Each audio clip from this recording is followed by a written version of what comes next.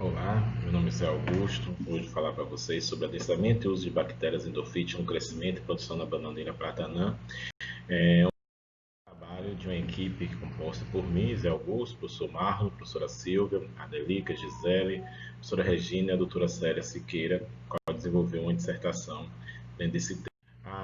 O norte de Minas Gerais é uma região que se destaca porque no plantio da cultura da banana, principalmente as cidades de Jaíba, Janaúba, Nova Porteirinha e Matias Cardoso, porque o estado de Minas Gerais corresponde a 45% da produção de banana e essas quatro cidades são as mais responsáveis.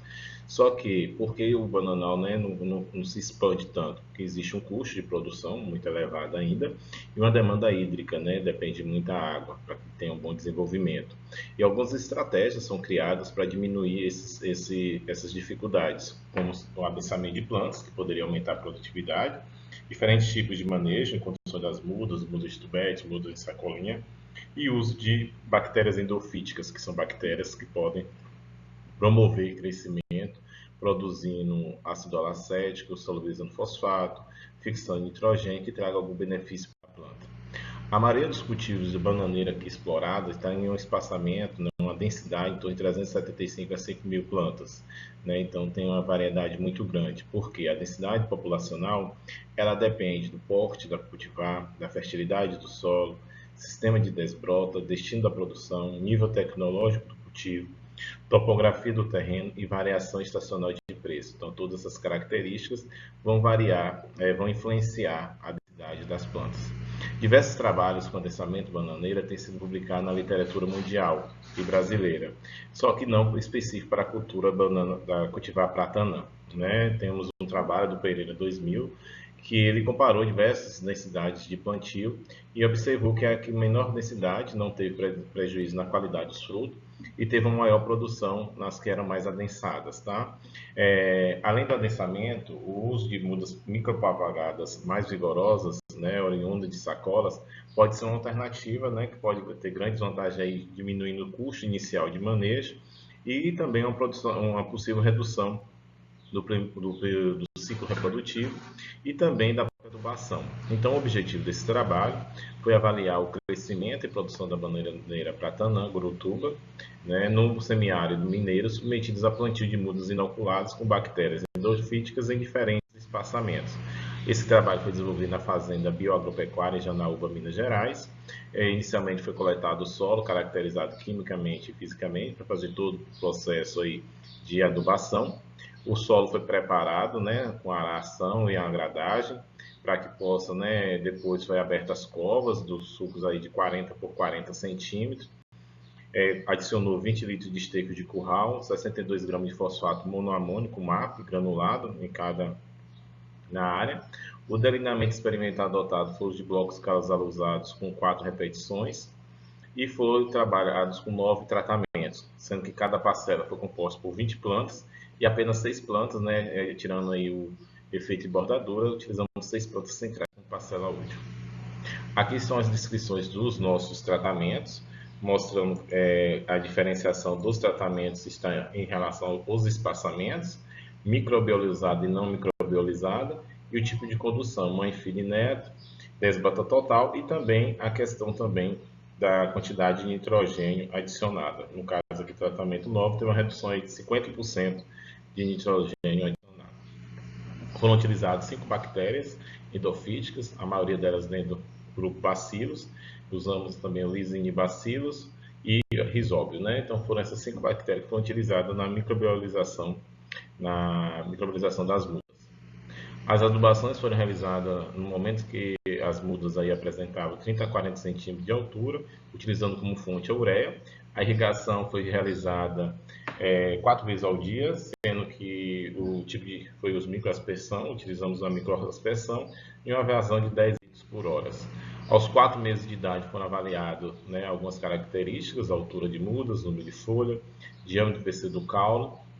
E após esse período, né, as mudas foram transplantadas em campo com padrão de uniformidade, né, com padrão.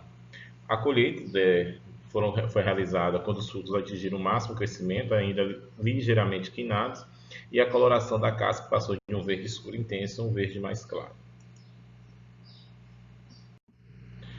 As variáveis avaliadas na colheita foram o número de folhas no dia da colheita, teor relativo de clorofila, massa do cacho, massa do engaço, número de pencas, classificação dos frutos, classificando em primeiro, segundo e o descarte, baseado no Ministério da Integração Nacional, e produtividade. Esses dados eles foram submetidos à análise de variância e as médias foram comparadas entre si pelo teste de Scott 9 a 5% de probabilidade. O que a gente pode observar aqui como resultados, né, nos quatro primeiros meses aí, quando foi avaliada essas plantas, nós vimos o número de folhas, altura e diâmetro do pseudocálide de Mudus bananeira platanã, clone, gurutuba, inoculado e inoculado com bactéria endofítica. Então, nós estamos vendo aqui que para a variável altura e diâmetro, as mudas que foram microbiolizadas, elas foram superiores às não microbiolizadas. E isso mostra esse trabalho semelhante ao que foi encontrado por Souza em 2016, onde ele obteve 46 centímetros de altura e 0,46 milímetros de diâmetro, né? Inicialmente, as mudas de sacolas, elas mostraram mais vigorosas, mas a partir do quinto mês, as de tubete também se tornou mais vigoroso e alcançando até superando as plantas advindo de mudas de sacola. Aqui essa tabela mostra o número de dias do plantio e emissão do cacho, número de dias do plantio à colheita, número de folhas emitidas totais, número de folhas vivas no dia da colheita, perímetro do pseudocaule a 30 cm do solo, altura de planta da bananeira prata gurutuba em função dos diferentes tratamentos na localidade de Anaúba, Minas Gerais. Então, observamos que para número de folhas vivas no dia da colheita e altura não teve diferença significativa entre os tratamentos. Número de dias de plantio à colheita, no caso aqui, observamos que o tratamento 9 foi superior aos demais. E o número de dias do plantio e emissão do cacho, nós tivemos o tratamento 7 e o tratamento 9 como superioridade em relação aos demais. Os tratamentos que menor período de plantio e emissão, coincidentemente, foi o que tiveram os menores densidades de plantio, exceto com as mudas de 20 tubetes.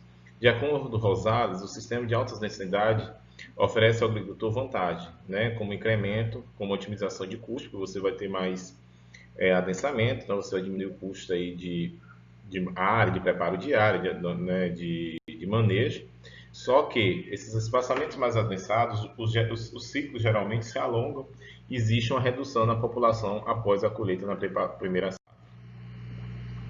O menor intervalo do plantio à colheita foi observado no tratamento 9, que tem 50% de nitrogênio reduzido, né, com valor de 453 dias, mostrando que houve efeito significativo desse tratamento quando comparado aos demais, com 100% da dose nitrogenada, mostrando que mesmo com a redução da adubação nitrogenada, ele teve um intervalo, né, ainda menor para a colheita. Em relação ao número total de folhas emitidas, o tratamento com mudas de tubete foi significativamente superior aos demais, com um valor total de 43 folhas, né? Aqui nós temos aqui a área foliar, índice da área foliar, índice da clorofila, massa do cacho, massa do engaço, número de pencas da bananeira prata gurutuba em função das diferentes tratamentos na localidade de Anaúba, Minas Gerais. A área foliar, vimos aqui a superioridade de tratamento 1, 2, 3, 7, 9. Índice, né, da área foliar, apenas o tratamento 8 foi superior aos demais. Não tivemos diferença significativa entre o índice de clorofila.